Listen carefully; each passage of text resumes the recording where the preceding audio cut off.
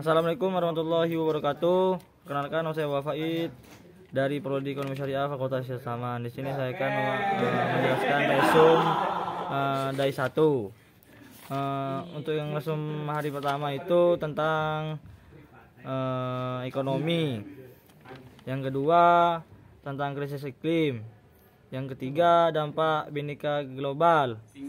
Yang keempat sumber daya semakin menipis. Yang kelima orang kesucikan 4 akses air bersih.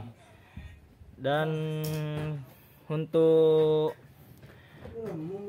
infrastruktur dan untuk peningkatan kualifikasi hidup masyarakat untuk mendukung konektivitas dan pertumbuhan ekonomi.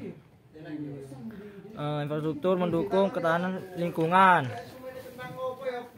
Atinun